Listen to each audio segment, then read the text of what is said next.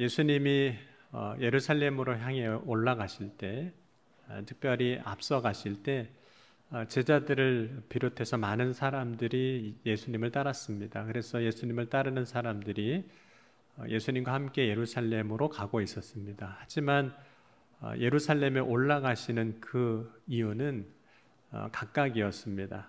예수님은 공생의 사역을 시작하시고 사역 처음부터 예루살렘에 올라가시는 이유가 한결같았습니다. 누가복음 9장 51절에 보면 예수께서 승천하실 기약이 차감해 예루살렘을 향하여 올라가기로 굳게 결심하시고, 그런데 예수님은 이렇게 마음을 정하신 일, 또 마음으로 결심하신 것이 한 번도 흐트러진 적이 없으셨습니다. 예수님은 처음 결심하심을 그대로 이루셨습니다. 그런데 예수님을 따랐던 제자들은 달랐습니다. 제자들이 예수님을 따를 때 그 시작은 모든 것을 버리고 예수님을 따랐지만 시간이 지나면서 처음에 모든 것을 버렸던 것과 다른 그런 모습이 있었던 거죠. 마가복음 10장 28절 보면 베드로가 여짜와 이르되 보소서 우리가 모든 것을 버리고 주를 따랐나이다. 그런데 마태복음 26장 74절과 75절 보면 그가 저주하며 맹세하여 이르되 나는 그 사람을 알지 못하노라 하니 곧 닭이 울더라. 이에 베드로가 예수의 말씀에 닭 울기 전에 내가 3번 나를 부인하리라 하심이 생각나서 밖에 나가서 심히 통곡하니라. 베드로는 어느 순간 예수님을 모른다고 3번 부인하고 있었습니다. 처음에는 모든 걸 버리고 어디든지 따르겠다고 했던 그 베드로였지만 어느 순간 예수님을 모른다고 하고 부인하고 있었던 거죠.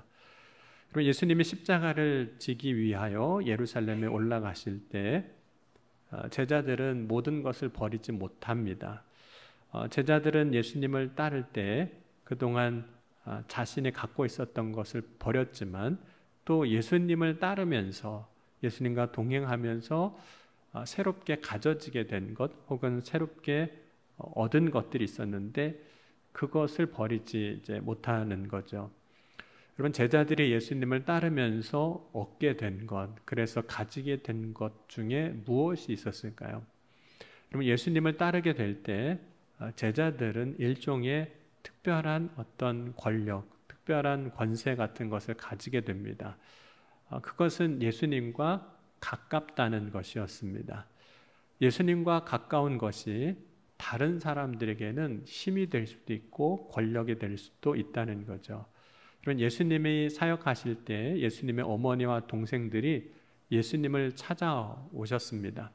그런데 많은 사람들, 인파로 인해서 예수님의 어머니지만 예수님의 동생들이지만 예수님을 만나지 못하게 됩니다. 그때 어떤 사람이, 여기서 어떤 이는 예수님의 제자가 될 수도 있고 또 예수님과 어머니 사이에, 형제들 사이에 연결고리를 해주는 역할을 하는 그런 사람이 될 수 있을 텐데 어떤 이가 예수님 앞에 찾아와서 당신의 어머니와 동생들이 당신을 보려고 밖에 서 있나이다 라고 이야기를 하게 됩니다.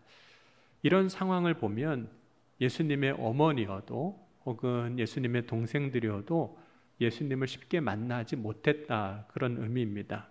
그런데 제자들은 항상 예수님 곁에 있을 수 있었습니다. 그렇기에 예수님을 만나려면 때로는 제자를 통해서 만나게 되는 일들도 벌어지게 되는 거죠. 그런데 그것이 제자들이 갖고 있는 특별한 권력이 될 수도 있다는 겁니다. 여러분, 제자들이 예수님 곁에 있으면서 많은 것을 보고 경험합니다. 그 중에 하나가 예수님이 가지신 힘이고 권세고 능력입니다. 그리고 또 하나는 리더십입니다. 이러한 힘과 능력, 그리고 리더십이라면 예수님이 그 당시 유대 지역을 다스리는 유대인의 왕이 되는 것은 시간 문제라고 생각할 수도 있었습니다. 실제로 예수님을 따랐던 많은 사람들이 예수님을 임금으로, 왕으로 삼고자 하기도 했었습니다. 예수님 주변에 많은 사람들이 모여들게 되었을 때 제자들이 예수님 곁에 가까이 있는 것은 그래서 특별한 권력이 될 수도 있다는 겁니다. 여러분, 사람들이 자신에게 어떤 특별한 것이 있다, 특권이 있다라는 것을 알게 되면 어떻게 될까요?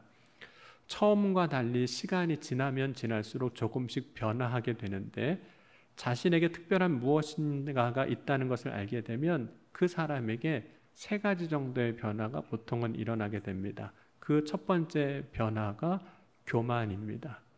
자신에게 어떤 특권이 있다라고 생각할 때 가장 먼저 찾아오는 것이 교만입니다. 여러분, 사람이 교만해진다는 것은 어떤 모습으로 나타날까요? 어떤 자리를 차지하려고 하는 것입니다. 교만해지면 자리가 탐이 나기 시작하고 그 자리가 더 좋아 보이기 시작합니다. 뿐만 아니라 이미 얻은 자리는 지켜야만 자신이 가지고 있는 그 특별한 특권을 더 곤고하게 유지할 수 있게 됩니다. 그래서 교만이 찾아오면 절대로 자리를 놓치려 하지 않습니다. 예수님의 제자들이 예수님께 오늘 무엇인가를 구합니다. 그런데 예수님의 제자들이 예수님께 구하는 그것이 자리였습니다. 오늘 마가복음 10장 37절은 한번 같이 읽겠습니다. 여짜오되 주의 영광 중에서 우리를 하나는 주의 우편에 하나는 좌편에 앉게 하여 주옵소서. 여러분, 제자들이 생각한 자리는 그들이 예수님을 이제 따르게 되었을 때 사람들이 예수님을 임금으로 삼으면 아마 세상 임금이 된 다음에 임금의 자리에 그 좌우편에 어떤 자리를 생각했을 겁니다. 임금의 세상 왕의 좌우편의 자리라면 지금보다 더 많은 것을 얻을 수 있을 것이고 또 지금 갖고 있는 어떤 특별한 권세, 특권보다 더 많은 특권을 가질 수도 있다라고 생각했을 겁니다. 그래서 자신에게 특권이 있다고 생각할 때 그 사람은 더 많은 권력을 가지려고 합니다. 왜 가진 사람이 더 많은 것을, 더 많은 특권을 가지려고 하는 걸까요? 그 이유는 욕심 때문입니다. 그럼 한번 권력의 맛을 보면 그 맛을 잊을 수 없다라고 이야기합니다. 그래서 더 찾는 겁니다. 욕심은 충분하게 가졌기 때문에 없어지는 것이 결코 아닙니다. 욕심은 가지고 있기에 더 많은 것을 가지려고 하는 마음입니다. 그럼 다윗이 이스라엘 왕이 된 후에 우리아의 아내 밧세바를 범하는 장면을 보면 다윗이 가진 것으로 치자면 우리아의 아내 밧세바를 범하고 자신의 아내로는 취하지 말아야 합니다. 그런데 다윗은 이미 왕이었기 때문에 모든 것을 충분히 다 가지고 있었습니다. 그럼에도 불구하고 더 가지려고 했습니다. 그 이유는 욕심이 그 다윗의 마음을 움직였기 때문입니다. 여러분, 욕심은 다양한 모습으로 나타납니다. 욕심이 더 가지려고 하는 것으로 나타나기도 하고 때로는 더 많이 자신을 드러내려고 하는 모습으로 나타나기도 합니다. 때로는 자신의 권위를 더 많이 세상에 사람들에게 드러내거나 자신의 의의를 사람들에게 더 많이 보여주고 드러내보고 싶어 합니다. 어떤 방식으로든 자신을 사람들에게 더 보이고 싶어 합니다. 이것이 자기 자랑으로도 나타납니다.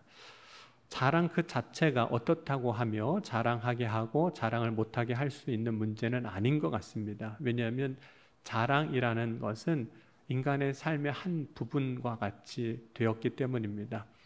그러나 바울은 부득불 자랑할 것이 있다라고 이야기합니다. 그러면서 바울은 자랑할 때는 반드시 주 안에서 자랑하라고 권면합니다.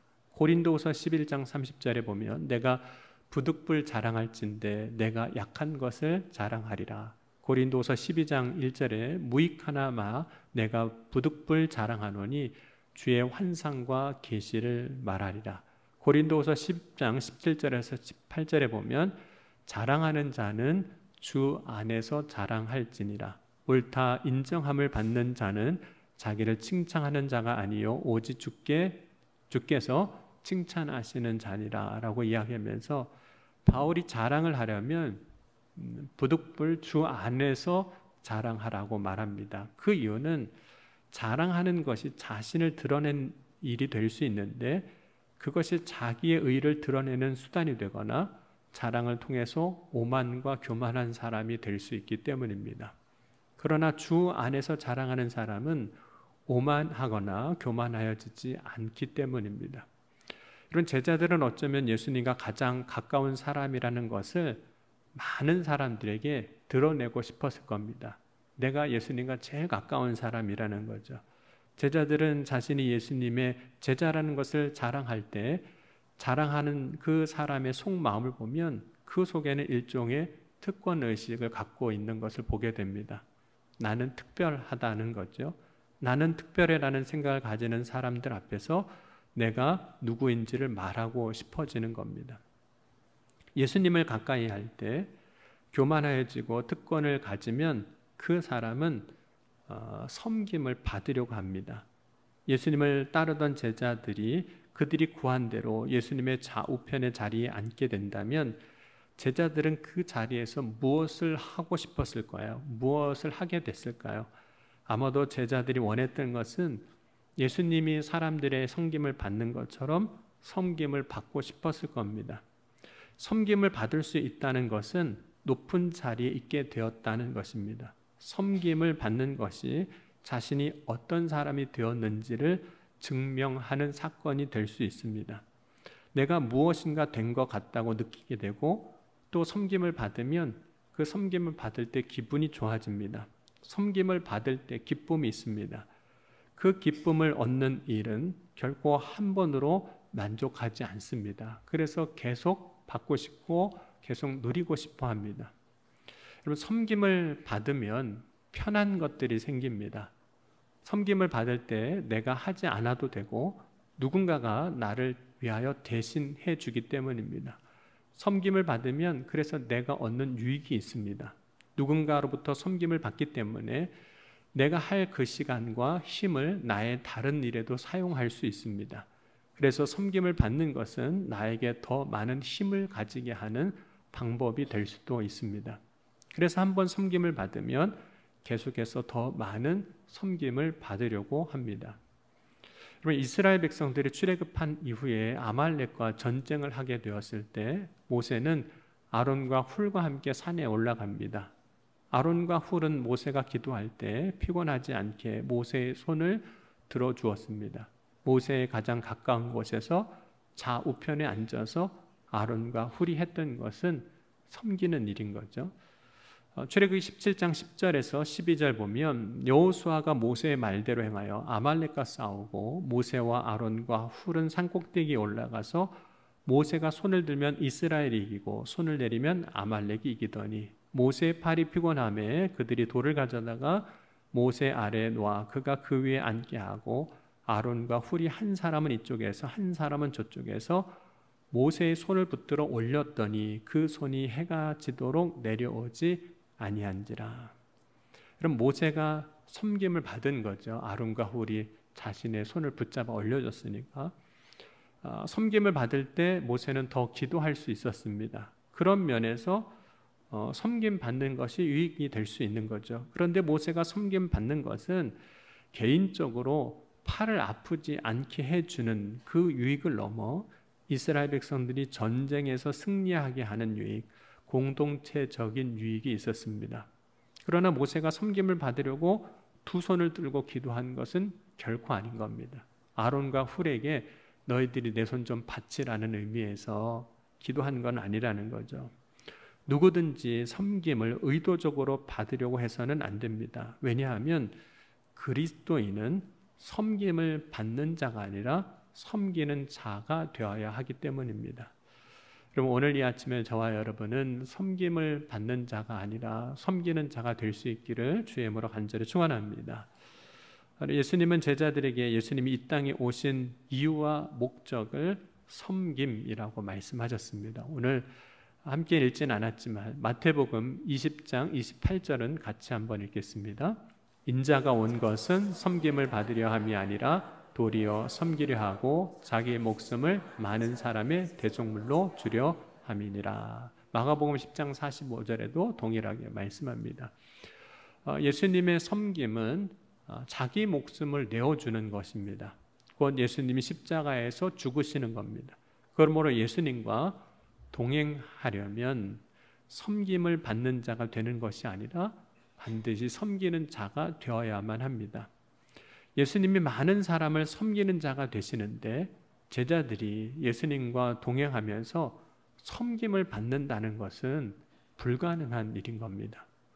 예수님은 섬김을 받는 것과 섬기는 것의 차이를 말씀하시면서 그 섬김을 받는 것, 섬기는 것에 대해서 각각 이렇게 말씀하시고 정의하셨습니다. 먼저 섬김을 받는 것에 대해서 이렇게 말씀하셨습니다. 10장 42절 같이 함께 읽겠습니다.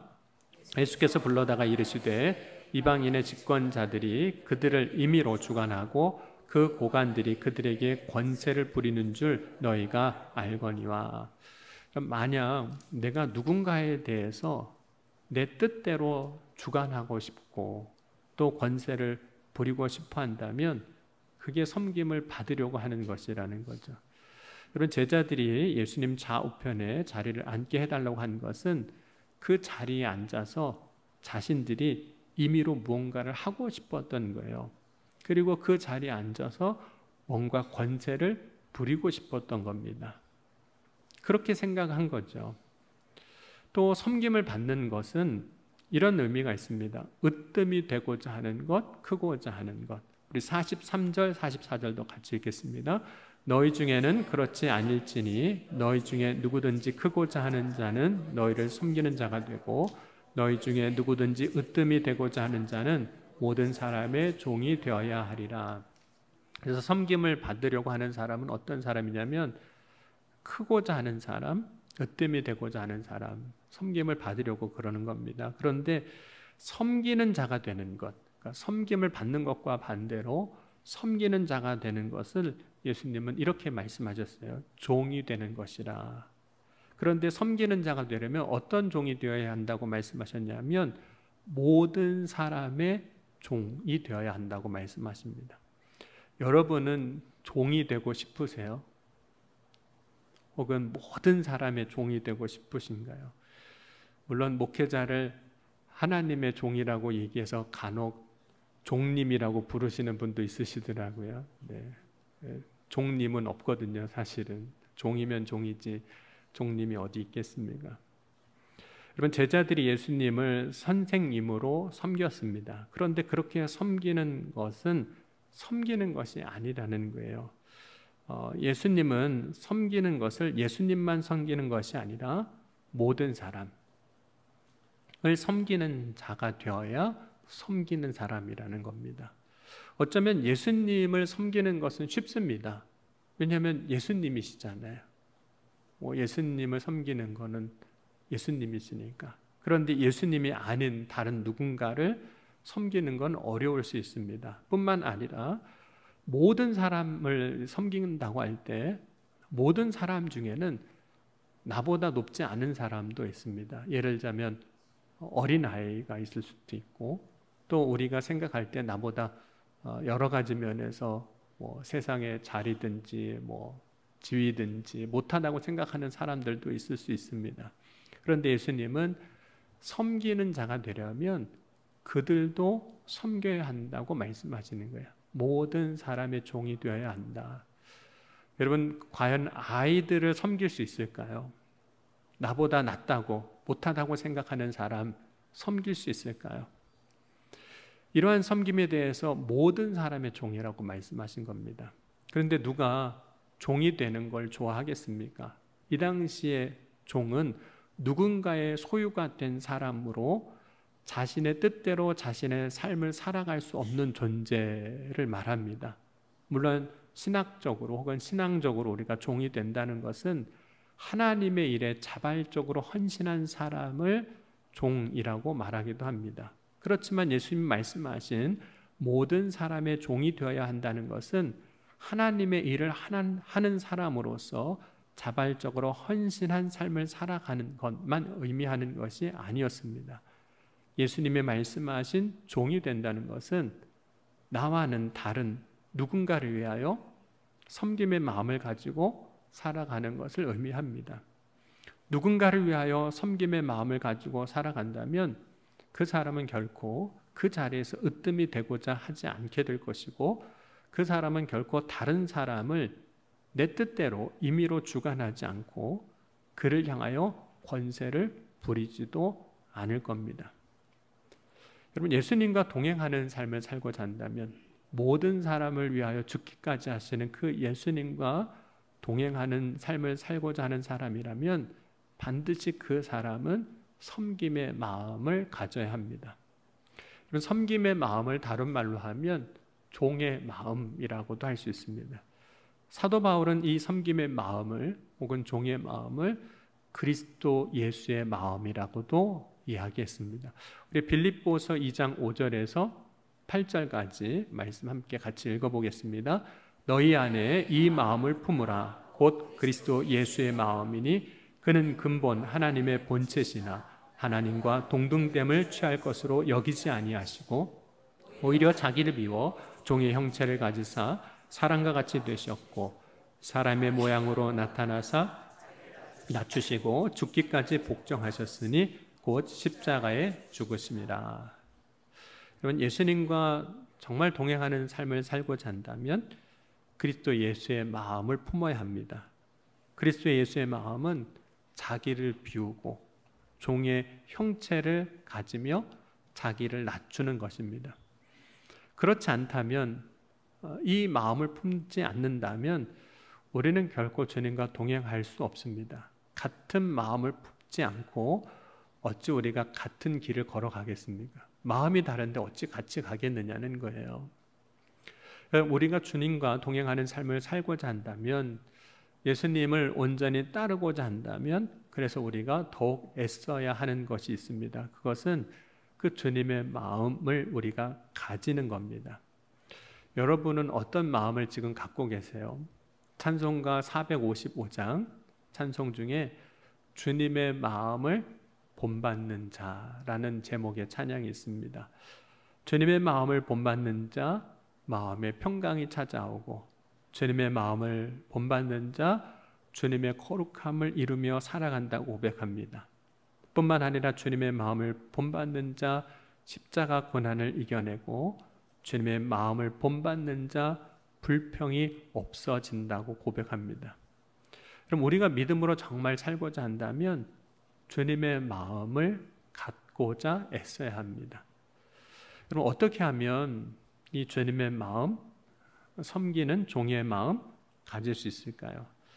여러분, 예수님이 보여주신 섬김이 무엇이었을까요? 우리가 예수님의 섬김을 이야기할 때 물론 십자가 그 사건도 이야기하지만, 많은 사람들이 예수님의 섬김을 이야기하면 예수님께서 제자들의 발을 씻겨주셨던 그것을 생각합니다. 예수님은 십자가 지시기 전 유월절 식사를 하시고 제자들의 발을 씻겨주셨는데, 예수님이 제자들의 발을 씻겨주시는 것은 분명히 그 행위 그 자체로도 섬김입니다. 그런데 예수님이 말씀하신 섬김은, 그 섬기는 마음은 단지 발을 씻겨주시는 그 행위로 끝나지 않습니다. 발 씻겨줬으니까 내가 섬김을 했어 라고 말하고 있지 않다는 거예요. 여러분, 예수님이 제자들의 발을 씻겨주시는 것은 용서를 의미합니다. 그렇기 때문에 예수님은 제자들의 발을 씻겨주실 때 가룟 유다의 발도 씻겨주시는 거예요. 예수님이 제자들의 발을 씻겨주실 때 가룟 유다는 이미 그 마음에 예수님을 팔려는 생각을 가지고 있었습니다. 그리고 예수님도 그 사실을 알고 계셨습니다. 그럼에도 불구하고 예수님은 그 가룟 유다의 발도 씻겨주시는 거예요. 이 사람이 나한테 어떻게 할지 아는데 그래도 그 발을 씻겨주시는 거예요. 요한복음 13장 2절에서 5절까지 말씀입니다. 마귀가 벌써 시몬의 아들 가룟 유다의 마음에 예수를 팔려는 생각을 넣었더라. 저녁 잡수시던 자리에서 일어나 겉옷을 벗고 수건을 가져다가 허리에 두르시고 이에 대하여 물을 떠서 제자들의 발을 씻으시고 그 두르신 수건으로 닦기를 시작하여. 예수님이 제자들 다 씻겨주셨어요. 그런데 어떻게 예수님은 그 가룟 유다를 포함해서 제자들의 발을 다 씻겨주실 수 있었던 걸까요? 어떻게 이런 섬김을 하실 수 있으셨을까요? 예수님이 가룟 유다의 발을 씻어주신 것은 이미 예수님께서 그 가룟 유다도 용서하시기로, 사랑하시기로 이미 마음을 정하셨기 때문입니다. 어떻게 그렇게 하실 수 있냐면 요한복음 13장 1절 한번 같이 읽겠습니다. 요한복음 13장 1절입니다. 유월절 전에 예수께서 자기가 세상을 떠나 아버지께로 돌아가실 때가 이른 줄 아시고 세상에 있는 자기 사람을 사랑하시되 끝까지 사랑하시니라.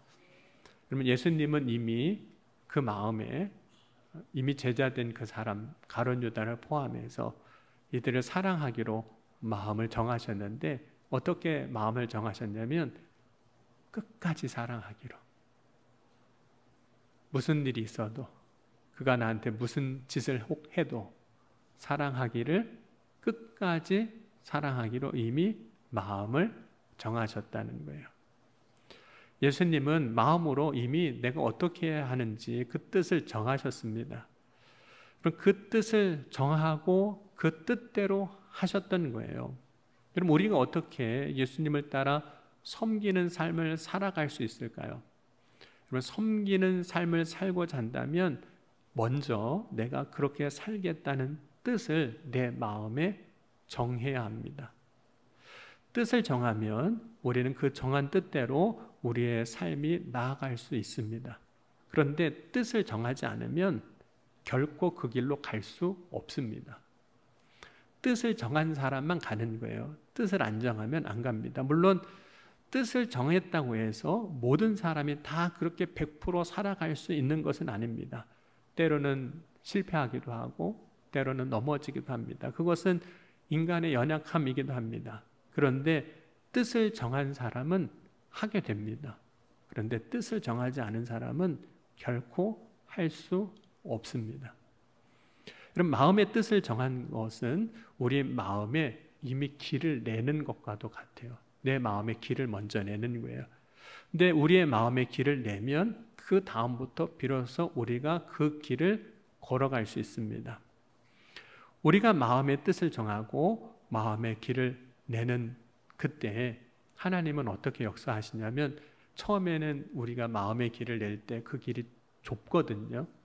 좁을 수밖에 없습니다. 그런데 하나님은 그 길이 나중에는 대로가 되게 하시는 거예요. 그 길이 넓어지게 하셔서 처음에는 마음을 정하고 가는 게 힘들어요. 왜냐하면 좁으니까. 그런데 나중에는 이 대로가 열리게 하시니까 그 길로 걸어가기가 어렵지 않게 하시는 겁니다. 그럼 시편 84편 5절 말씀은 우리 같이 한번 읽겠습니다. 주께 힘을 얻고 그 마음에 시온의 대로가 있는 자는 복이 있나이다. 하나님께서 시온의 대로를 어디에다 내주시냐면 우리 마음에 내주신다는 거예요. 처음에는 우리가 뜻을 정해도 잘 못할 수 있습니다.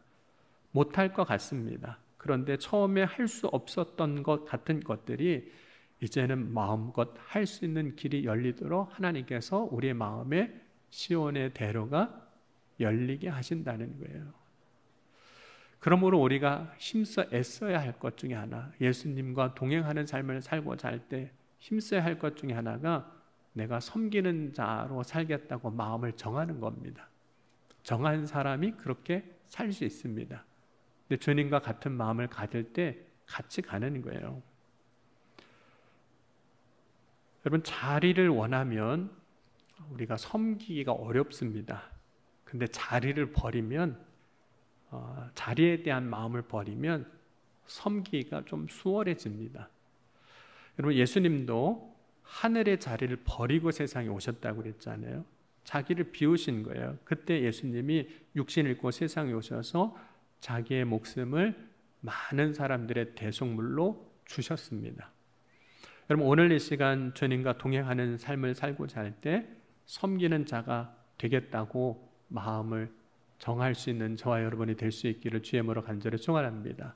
왜냐하면 마음을 정한 사람이 비로소 그 길을 갑니다. 그때 주님 가신 길을 함께 또한 걸어가게 됩니다.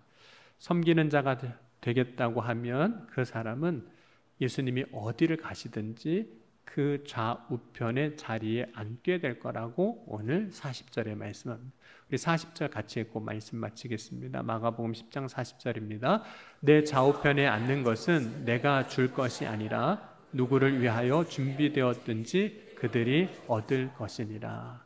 주님이 주시는 게 아니라 준비된 사람이 얻는다는 거예요. 여러분, 오늘 이 아침에 한번 마음으로 정해 보십시오. 제가 주님과 정말 동행하는 삶을 살기 위해서 주님의 마음, 예수 그리스도의 마음을 품기를 원합니다.